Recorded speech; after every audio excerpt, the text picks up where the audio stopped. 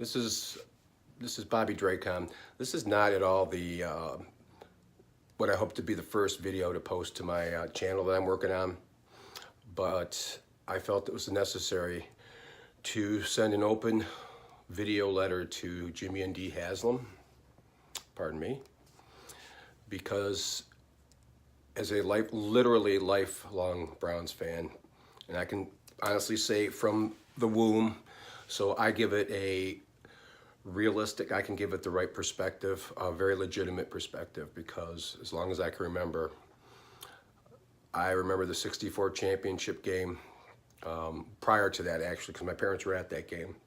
But I remember them screaming at the TV when Jim Brown was scoring touchdowns, and I was 4 years old at the time. I remember the '64 championship game when Gary Collins caught 3 TD passes. Obviously pre-Super Bowl, so we did win the championship that year. And I have been a very, very proud Browns fan ever since, until probably since 1999. And it's just gone downhill from there. And it's really going downhill fast. Jimmy and Dee, you're putting on a horribly slippery slope. You're already lost fans in droves, and I'm barely hanging by a thread as it is.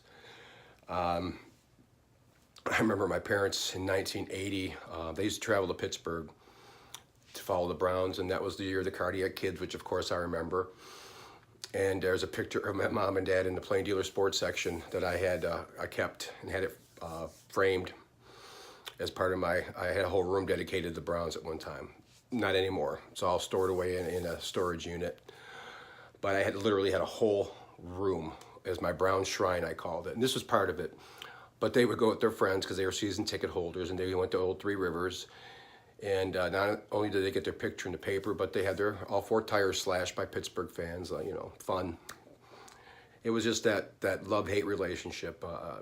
They were our most hated rival, yet the most respected rival. And I still respect them and the Rooneys to this day. They do it right. I of course remember Red Bright '88, which was the end of the Cardiac Kids season, when Sipe threw the interception in the end zone because it was too miserable for Cockcroft to make the kick. Of course, remember the drive in 1986, the fumble in 1987, the move after this 1995 season, the city in 1986. I was just graduated from Cleveland State the year before. I was working at a department store downtown, the old Higbee's, which is now Dillard's, which is now the casino, but that's how things change.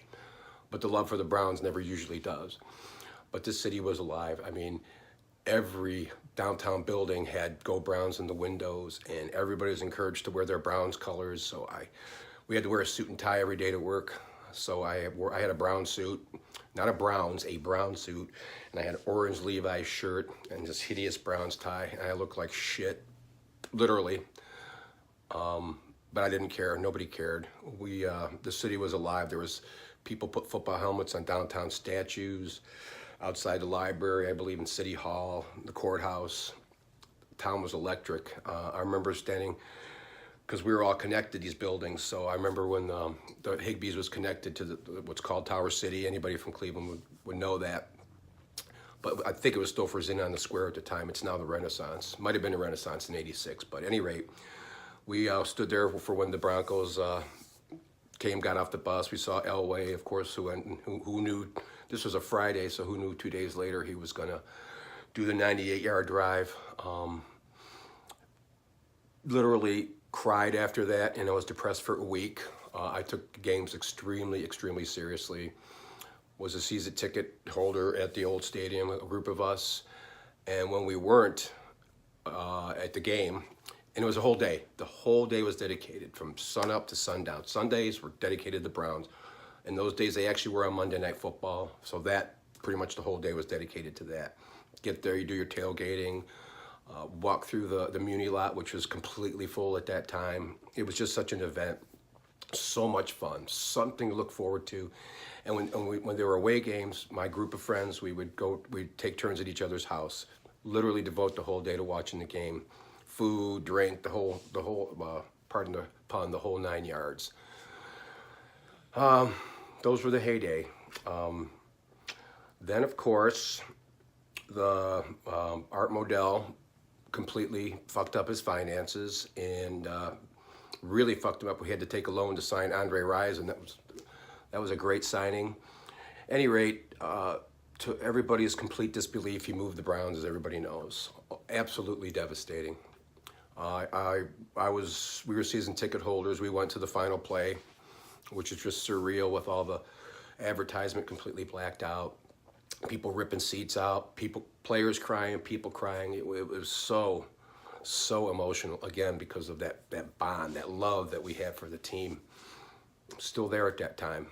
Ernest Biner going around shaking hands and crying, and went to the final play, which was they allowed us to go into the old stadium, and I had videotape with my old, this is 1995, so I had the big VHS recorder. I have no idea what happened to that tape, but I mean, we got into the tunnels, we got into the locker rooms, and that old stadium, I actually miss that old stadium, as shitty as it was, and shitty as the bathroom troughs, and the locker rooms were really shitty too. The players literally had to hang at least in the visitors' locker room, they had to hang their uniforms and their clothes on nails. It was pretty funny, but anyways, then of course I got season tickets for the new Browns in 1999, and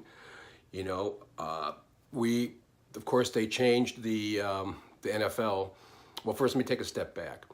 I was part of the campaign that sent thousands of faxes. That was our social media in 95, 96, to first of all ensure that we got a team, that we were able to keep the name the Browns, the history, the colors, etc. I was part of that. Tried getting a job with the Browns when it was in a trusteeship in a finance. That's how much I loved the Browns. Would have loved to have worked for the Browns. Loved it. But at any rate, did get, I hate to say it's not good public speaking, but I'm just processing my thoughts. Probably should just be quiet when I'm thinking. After the fax campaign, we did get a new stadium. They knocked down the old stadium, built a new stadium. 99, got season tickets, all excited.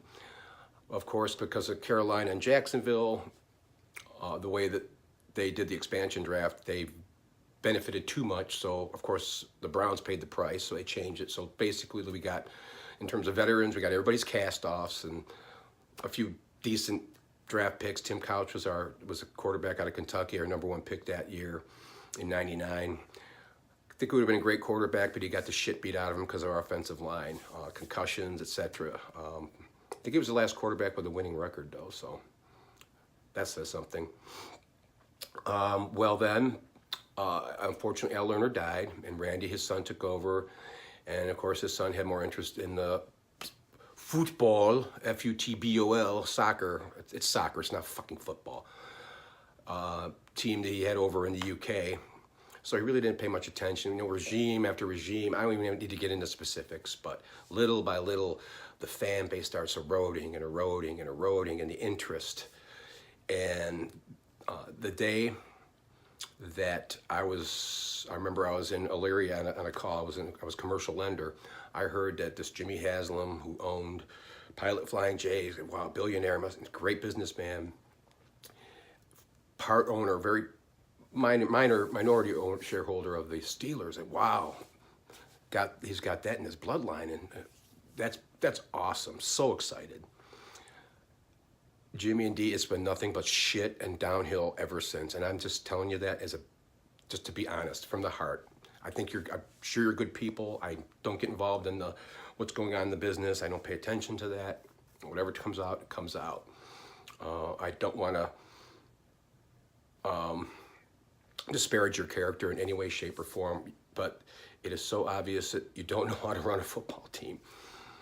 And that has been very obvious, because first you're known as firing too quickly. Now I think you've gone I don't think you've gone completely in 180.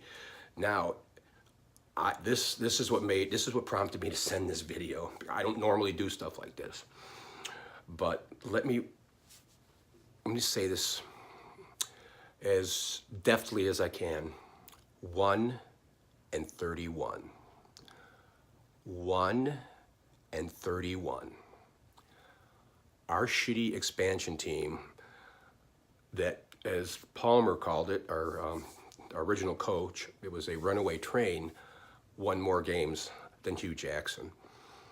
You have gone the complete opposite. Every day, we get more and more embarrassed by the moves that you make or don't make. It's just unbelievable. I don't care if you promised. We don't care. I can tell you the fan base, for the majority of us, I know all the local talk show guys I just absolutely respect, like Tony Rizzo, one of my favorites, long time Cleveland sports fan. Followed him in their glory years. He was a Channel 8 sportscaster, and now he's on KNR. I'm sorry, 850. Guys, forgive me, that's ESPN. But the guys on KNR, such as Sports Boy Tony and Ken Carmen and Bull and the Fox, like them all, they all feel the same way. Nobody. Jimmy and Dee, you're the only two that think Hue deserves another year. I can't stress that enough. Please, I'm sure he's a very nice guy, but please, for the sake of Browns fans everywhere, cut ties with him. I already know people. I dropped my season tickets years ago. The Muni lot that was once full and full of life is maybe a quarter full anymore. Days are not devoted to the Browns anymore. Me, one of the biggest fans ever, who I said would just devote my whole Sunday. If I have it on in the background, I'm lucky. Maybe have it on the radio, but I pay very, very little attention to it after literally bleeding orange and brown. So I beseech you that you hear, I don't know if you'll ever see this. I'm really hoping it goes viral or somehow you see it. And again, I apologize for the misinformation on the radio stations, KNR, ESPN radio. That you please do the right thing.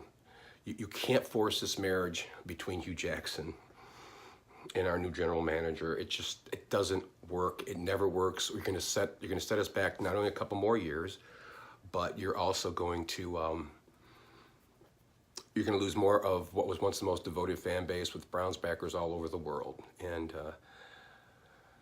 that's all I wanted to say. Please, please. Hugh's going to get his money. He's got a contract. He's going to be fine.